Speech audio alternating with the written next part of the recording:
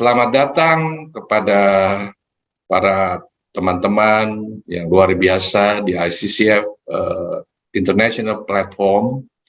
Saya akan membagikan sedikit mengenai the challenge of financial miracle. Financial miracle adalah satu kata-kata yang luar biasa dan dimanapun menjadi suatu topik yang menarik, sehingga banyak sekali persepsi-persepsi yang kemungkinan tidak terlalu tepat dan juga perlu kita perbaiki.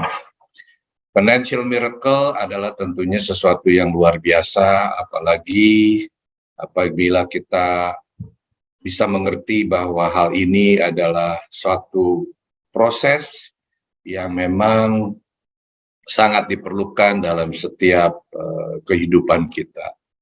Baik itu menjadi satu pokok acuan ataupun menjadi satu tujuan, hal-hal itu adalah yang baik, dan memang kita semua sangat mengharapkan agar dalam aspek kehidupan kita selalu mengalaminya. Memang kebanyakan semua yang berbicara mengenai financial miracle seolah-olah adalah menjadi satu acuan, misalkan dari tidak punya apa-apa menjadi punya sesuatu, dan itu saya rasa itu hal yang umum dan adalah hal yang sangat manusiawi dan sangat kita perlu hormati. Akan tetapi semua financial miracle sebenarnya tidak begitu saja akan terjadi. Semuanya perlu berproses dengan tidak mudah. Apalagi apabila kita anak-anak Tuhan yang perlu juga mengerti bahwa semuanya tidak ada yang instan, tidak semua adalah magic, semua adalah proses yang membuat kita menjadi lebih menggantungkan diri kepada Tuhan, ya. Karena semua yang dilakukan, apabila kita tidak lakukan dengan baik, maka semua itu tidak bisa terjadi. Apabila hal itu terjadi, kemungkinan adalah kejadian-kejadian yang luar biasa yang memang Tuhan juga izinkan untuk dinikmati oleh semua yang mengasihinya. Ya. Misalkan tiba-tiba orang tuanya kaya raya luar biasa dan anak-anaknya bisa mendapatkan warisan yang besar sekali. Ya. Dan saya pribadi melihat ini bukan financial miracle yang murni. Karena apa? Karena itu sudah memang dimiliki oleh orang tuanya. Ya, jadi itu yang saya ingin jelaskan juga, bahwa memang financial miracle itu ada, akan tetapi ada yang benar-benar juga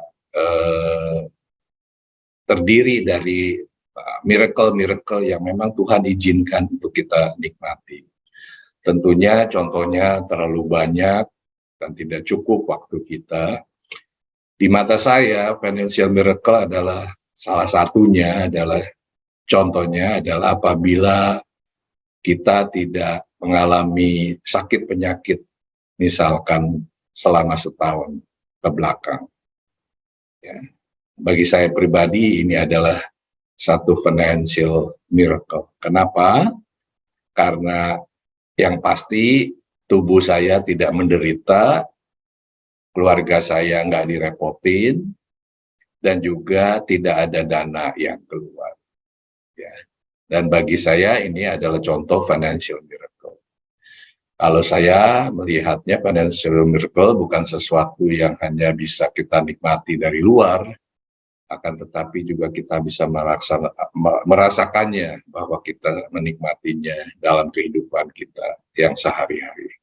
Saya tidak menyalahkan apabila orang berdoa untuk misalkan rumahnya hari ini kontrak dan ingin memiliki rumah pribadi walaupun kecil misalkan, ya seperti itu. Dan itu saya pikir hal yang umum dan saya merasa hal yang sangat lumrah ya. Saya juga mengalami yang sama. Dan tentunya kalau pengalaman saya pribadi, saya berdoa dan juga saya melakukan pekerjaan saya dengan semaksimal mungkin, sebaik mungkin, sehingga pada saatnya nanti Tuhan akan membukakan jalan supaya kita bisa menikmati apa yang kita inginkan. Dan itu saya pribadi sudah mengalaminya dalam kehidupan saya. Ya. Nah, financial miracle ini jangan diartikan sebagai tiba-tiba seperti misalkan contohnya dapat lotre. Gitu. Ya, menurut saya itu sih bukan financial miracle. Ya, kalau ada orang-orang yang bilang, oh itu financial miracle, ya nggak apa-apa juga. Ya, karena di mata saya itu adalah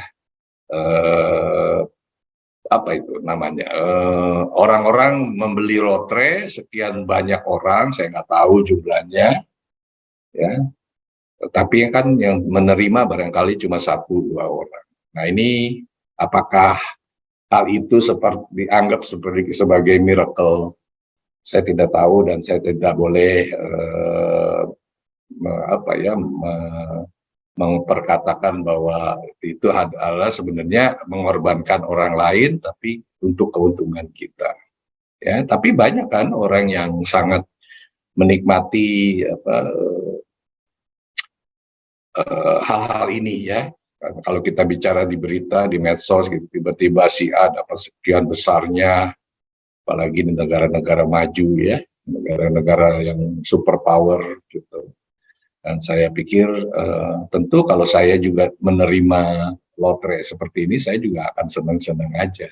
Ya. Tapi poinnya adalah sangat langka kan yang menerima lotre ini. Gitu. Jadi bagi saya itu tidak termasuk dalam financial miracle. Ya.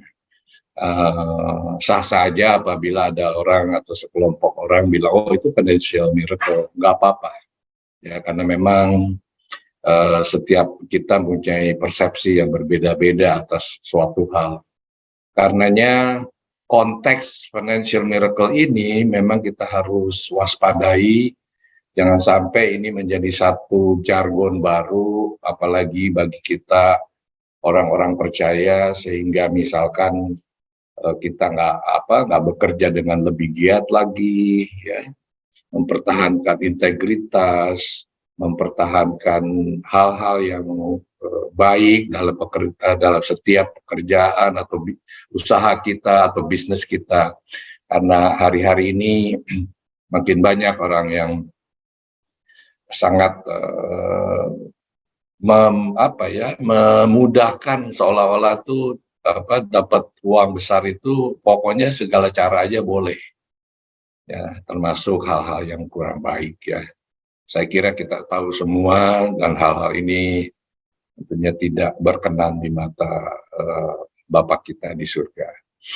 Karenanya saya terus mendoakan kita semua, termasuk saya, untuk lebih mengerti bahwa financial miracle ini bukan sesuatu yang mudah kita dapat, tetapi itu kemungkinan juga bisa dapat, ya. Tapi kembali lagi kuncinya adalah kerja keras, lalu berdoa, dan juga melakukan hal-hal yang baik sesuai firman Tuhan.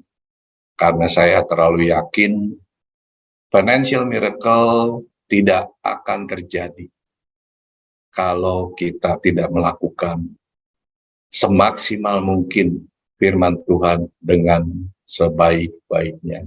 Saya paham kita semua nggak sempurna, kita punya banyak masalah, kita punya banyak hal-hal yang terus-menerus harus kita perbaiki, akan tetapi kesempatan itu masih ada, apalagi yang masih usia muda, yang sudah mengerti akan hal-hal yang baik ini, sehingga bisa memulainya. Jangan tunggu tua. Ya, jadi kembali saya katakan bahwa financial miracle itu memang ada, tetapi bentuknya bisa berbeda-beda dan sesuai dengan persepsi kita masing-masing.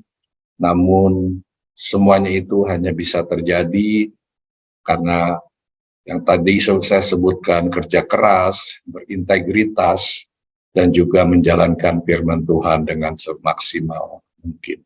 Saya tahu ini komposisi tiga ini tentunya tidak terlalu mudah, termasuk untuk diri saya sendiri, kan tetapi kita wajib untuk melakukannya sesuai dengan kehendaknya. Tidak ada jalan lain, dan saya terlalu yakin tidak ada financial miracle yang akan terjadi apabila kita tidak melakukan ketiga hal tersebut secara simultan.